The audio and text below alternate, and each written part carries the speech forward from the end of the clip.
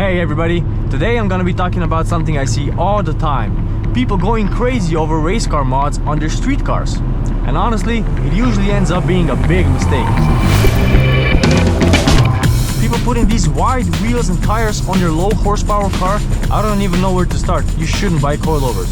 Big brake kits. We're probably looking at about 5 to 7 kilos per corner. You start to notice things you didn't notice before. You're gonna kill yourself if you end up crashing. Listen, we've all been there, right? Scrolling through Instagram, seeing all those sick ass mods, thinking, yep, I need that. But there's a huge difference what looks cool online and what actually works on the street. Alright, first up, wide wheels and tires.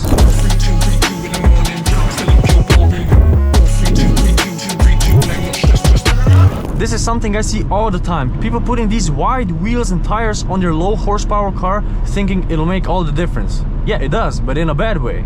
Going too wide can really mess up with your handling. I mean, imagine, you're putting all that extra unsprung weight to your car. Every corner of the car gets heavier, and that really messes with how your suspension works. And not only that, if you mess with your offsets too much and going super wide, this will have a massive impact on your scrub radius. You're literally changing how your tire contacts the ground in relation to your steering axis. That's why the steering gets super heavy and you end up with this super planted, overly planted car. You know, I remember when I first put 205s on my 75 horsepower E30, the steering wheel got super heavy, the car lost all of its playfulness, and it just felt like a tractor. Obviously 205s on a 75 horsepower car didn't make sense, but I did that because I knew I was gonna swap the engine and basically double my horsepower, and after I actually did, it made so much more sense. So when you're choosing your wheels and tires, pick something appropriate for your car and your car horsepower, because most likely your car already has the best size of wheels and tires from the factory.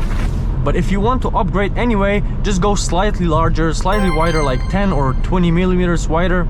If you go beyond 20 millimeters from the factory, this will have a serious impact on how your car drives, and at that point you really have to know what you're doing to get the suspension back to the point where it feels good.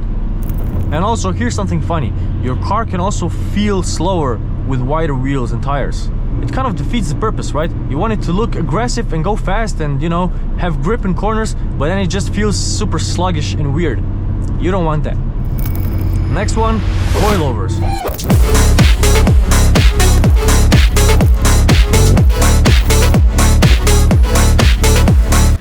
And don't get me wrong, I love coilovers. I recommend them to every car enthusiast that's serious about pushing their car to the limit. But if you're just someone who would like to lower the car a little bit and make it feel sportier, I would advise not to go with the coilovers. Because you really have to know what you're doing. It's not just a matter of slapping the cheapest ones you can find and calling it a day, right? Like if you're gonna find the cheapest coilovers you can, the car is just gonna feel like trash. It's gonna bounce all over the place, they're not gonna offer you the right adjustability. And even if you go for expensive ones, you really have to know what you're doing because you have to set them up right. They need to have the right spring rates, right dampening, and then you have to adjust the height. And after you've put them on, you have to corner balance the car. And if you even don't know what that is, you shouldn't buy coilovers. I recommend going with some OEM Plus springs and dampers, you know, like 20 to 40 millimeters lower, and you're gonna be just fine. Unless you want to go for the perfect fitment, then you need coilovers. But again, don't cheap out. And you know, go through some forums and talk to the guys that have already done this, so they can help you out with going for what's right for your car and how to set them up properly. You know, racing teams set their cars up, including coilovers, for every track individually. You know, street is not a racetrack. There's bumps, there's potholes, there's speed bumps, and the speeds you reach on the racetrack are not even close to what you reach on a public road. That's why race cars are super stiff, because they need that stability at, you know, 250 kilometers per hour going into a corner or like downhill. And now one of the big ones, solid bushings and engine mounts.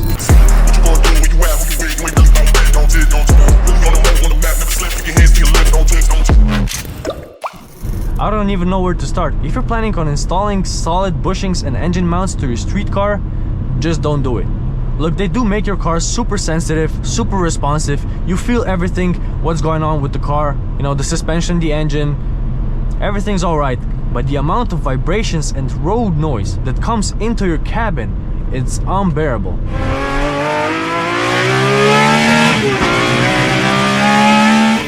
You're really gonna hate yourself in about 2 weeks. Look, stuff needs to move a little bit in the car. Stock rubber bushings are designed in a way that they can move, you know, like for example up and down, but not side to side.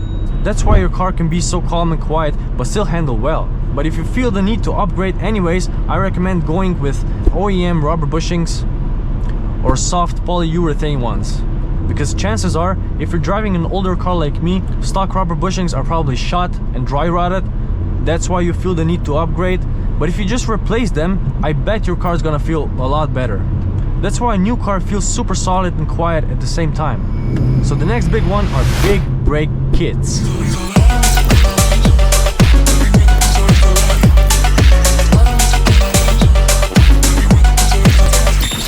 Look, I know they look amazing, they really fill out the wheel, make your car look like a race car. But again, if you don't have horsepower to match, and if you're not pushing your car on the racetrack every weekend, they can really just harm your car's balance and how it feels like through the corners if you don't have the horsepower to match.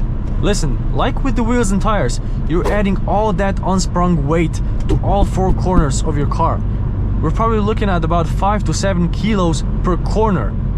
If you feel the need to upgrade, I recommend just changing out the rotors and the pads to something more aggressive, and I think that will give you the experience you wanted.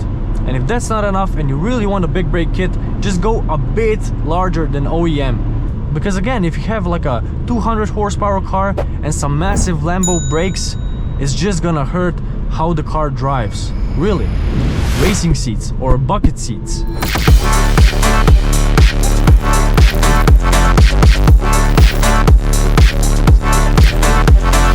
This one is a difficult one. A true bucket seat can really make a big difference on how you experience the car. You start to notice things you didn't notice before. You know, you can feel the rear end through your butt and through your shoulders, through your back. I don't feel that on these normal seats, not even sports seats. But on one-piece bucket seats, you really start to notice all these extra things, which really add up to driving experience.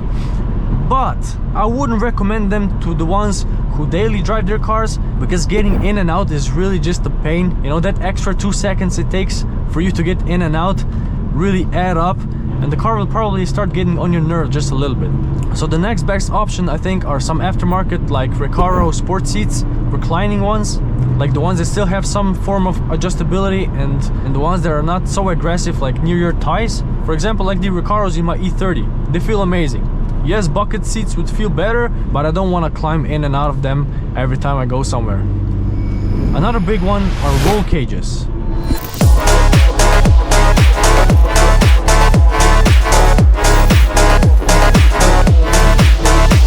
They are essential for race cars. It isn't a race car if it doesn't have a roll cage, because you really need it for safety.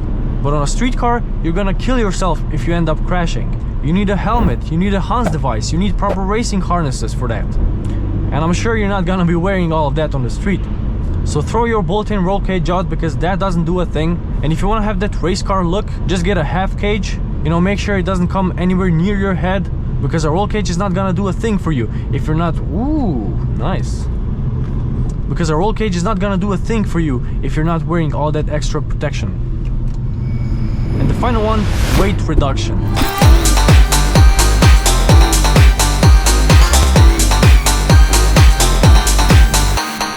I see so many people throwing door panels, carpets, sound insulation out of their car, you know, like it doesn't matter. You know, if you just throw out rear seats and then put some panel instead of it, that's okay, you know. But just throwing out your door panels and everything, I mean, this is... First of all, you're not really saving that much weight. You're saving some, I'll give you that. But do you really want to drive around without door panels all the time? You know, forget about taking someone somewhere nice.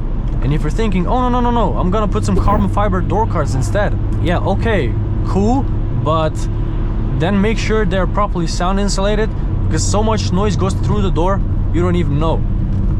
So here's something I see people don't talk about enough. Real race cars are actually miserable to drive on the street. They're loud, they're uncomfortable, and everything is a compromise. And that's fine for the track, but for daily driving, hell no. Look, the whole point of having a car to drive on the street is to enjoy it, right? So why make it a miserable track tool that you're not even gonna take on the track? You know, you want something that makes you happy every time you get in it, not thinking, why did I do this to myself?